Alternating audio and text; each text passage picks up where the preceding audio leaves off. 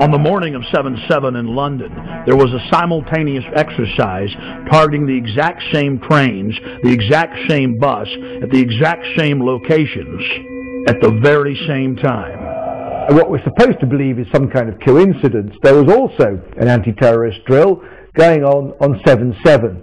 And again, just like 9/11, they were talking about attacks on the same targets, the same kind of tube stations, at exactly the same time as the actual attack happened. We learned of the drills of 7/7 on 7/7 from Peter Power, the head of Visor Consultants, a crisis management firm based in London. Mr. Power was the former spokesperson for Scotland Yard. Mr. Power told National British Television, ITN News, about the drills. Today we were running an exercise for a company, bearing in mind I'm now in the private sector, and we sat everybody down in the city, 1,000 people involved in the whole organisation, but the crisis team, and the most peculiar thing was we based our scenario on the simultaneous attacks on the underground and mainline station. So we had to suddenly switch an exercise from fictional to real. And one of the first things is, get that bureau number, when you have a list of people missing, tell them. And it took a long time. Just to get this right, you were actually working today on an exercise that envisioned virtually this scenario. Almost precisely. I was up until 2 o'clock this morning because it's our job, my own company, Visor Consultants. We specialise in helping people to get their crisis management response. How do you jump from slow time thinking to quick time doing? And we chose a scenario with their assistance which is based on a terrorist attack because they're very close to a property occupied by Jewish businessmen. They're in the city, and there are more American banks in the city than there are in the whole of New York. A logical thing to do. And I've still got how extraordinary today must feel for you as it unfolds. He repeated himself to BBC Radio 5.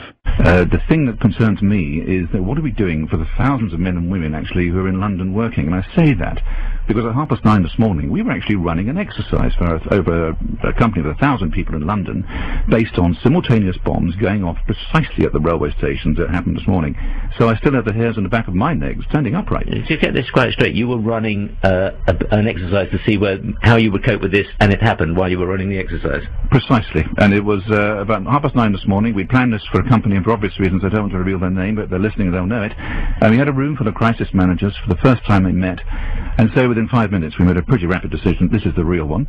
And so we went through the correct drills of activating crisis management procedures to jump from slow time to quick time thinking and so on.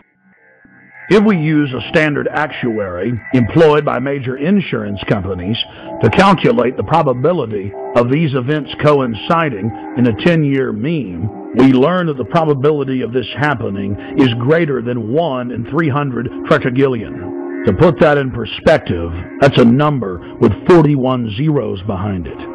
That is trillions and trillions and trillions and trillions and still more trillions times greater than all the grains of sand in all the world. To put that number in perspective, it has 41 zeros. Scientists using supercomputers have estimated that the Earth has over 7 quintillion grains of sand. A quintillion has 18 zeros.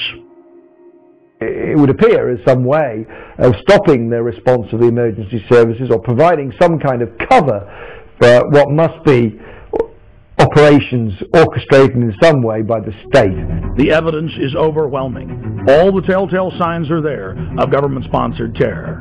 Only the British government had the know-how to carry out the attacks and to control the situation before and after the bombings. And of course, there's all the other admitted cases where the British government has hired terrorists to carry out assassinations or carried out bombings in their own country as a pretext for political control. And then, of course, there's qui bono, Latin for who benefits, who stands to gain. In the weeks leading up to 7/7, Tony Blair's poll numbers had fallen to the lowest point in his 7-year administration. His Labour Party was sure to lose the parliamentary elections. Support for the war was dismal. Despite the bombings, which did improve his approval ratings and support for the war, he was still only barely able to maintain control over the British House of Commons.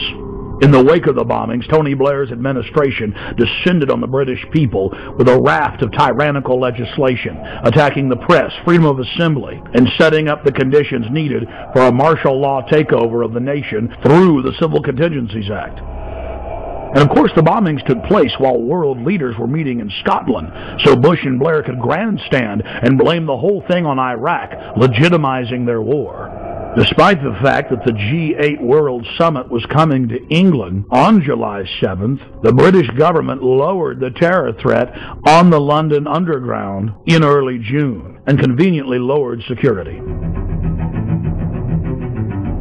We were told that we invaded Iraq to bring the nation freedom, but Pentagon documents show their real plan was to balkanize the nation into 3 or 4 sections and foment endless sectarian civil war.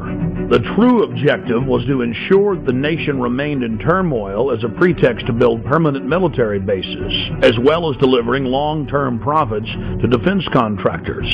Think about it. Do defense contractors make more money if they were just in Iraq a year, or now the projected decade? United States, British, and Israeli forces have all been caught repeatedly carrying out staged terror attacks in Iraq in an attempt to keep the war going. In the interest of time, we'll look at just one example. In late September of 2005, in the British-controlled city of Basra, 2 British Special Forces SAS commandos attacked a group of police at a checkpoint, killing one and injuring another. When they were finally subdued and brought into custody, their car was filled with plastic explosives, automatic weapons, rocket-propelled grenades, and other bomb-making materials. Why would members of Britain's most elite fighting force, the Special Air Services, be dressed up like Arabs out shooting police with a car full of plastic explosives in a city that had been racked by sectarian violence? The governor of Basra in Iraq ordered that the British soldiers be held for trial for the murder they'd committed. Within hours of their incarceration, dozens of British tanks and hundreds of soldiers assaulted the main police station in Basra, killing jail guards and police in the process to free the 2 commandos. Over 150 prisoners escaped, and the controlled mainstream media reported on the incident as if it was no big deal. We cannot wait for the final proof. The smoking gun that could come in the form of a mushroom cloud. The United States knows that Iraq has weapons of mass destruction. Saddam Hussein already possesses 2 out of the 3 key components needed to build a nuclear bomb. In early February of 2006, members of the British government leaked documents that the White House admits are authentic. Known as the White House Memo, it is the minutes of a pre-war meeting between Prime Minister Tony Blair and George Bush in the Oval Office.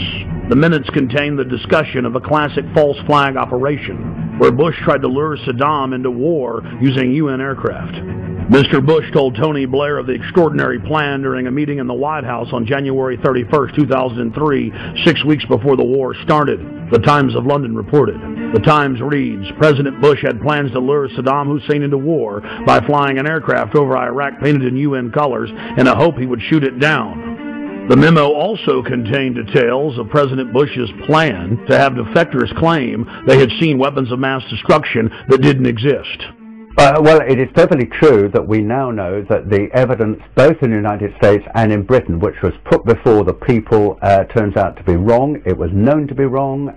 It was fed to Parliament. It was fed to Congress in order to get the necessary support. But we don't want the smoking gun to be a mushroom cloud. When Congress threatened to block the reauthorization and expansion of the USA Patriot Act in 2006, President Bush announced that he would still enforce the law even if it was not a law. That, by its definition, is dictatorship. When President Bush was caught secretly paying off reporters and newspapers and television stations across the country to the tune of $1.6 billion in 2 years, the Governmental Accounting Office declared it illegal. Every single action by itself was a felony, and there were tens of thousands of instances. President Bush simply said that he was above the law, and it didn't matter if Congress said it was illegal. He was going to continue the practice.